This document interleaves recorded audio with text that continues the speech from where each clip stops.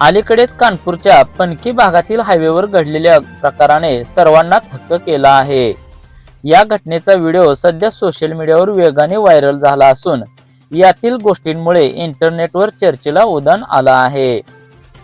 रस्त्याच्या बाजूला कचऱ्याच्या ढिगात एक्सपायर्ड झालेले चॉकलेट्स काही बॉक्स फेकण्यात आले होते।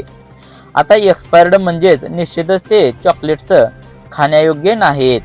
अशात काही लोकांनी कोणताही विचार न करता पॅकबंद चॉकलेट्सचे बॉक्स पाहिले आणि कचऱ्याच्या ढिगातून त्यांना लुटण्यास सुरुवात केली। या घटनेने सर्वांना आश्चर्यचकित केलं आहे।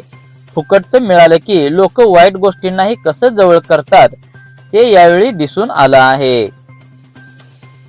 एका खत कारखान्याजवळ महामार्गावर मोठ्या प्रमाणात एक्सपायर्ड चॉकलेट्सचे बॉक्स फेकण्यात आल्याची जेव्हा माहिती पसरली तेव्हा लोकांची मोठी गर्दी घटनास्थळी दाखल झाली। स्थानिकांनी फुकटचे चॉकलेट्स लुटण्यासाठी मोठी गर्दी केली आणि आरोग्याचा जराही विचार न करता मुदत संपलेले चॉकलेट्स ते घेऊन जाऊ लागले।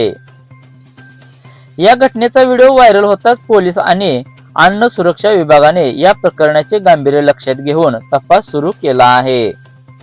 एका कंपनीने आपले एक्सपायर्ड झालेले सर्व चॉकलेट्स खुल्यावर फेकून दिल्याने ज्यानंतर हा सर्व गोंधळ सुरू झाला आहे। या घटनेची माहिती मिळताच पोलीस घटनास्थळी दाखल झाले आणि त्यांनी मातीत माखलेले काही रॅपर्स गोळा केले। यावर गुजरात असे नाव लिहिण्यात आले होते।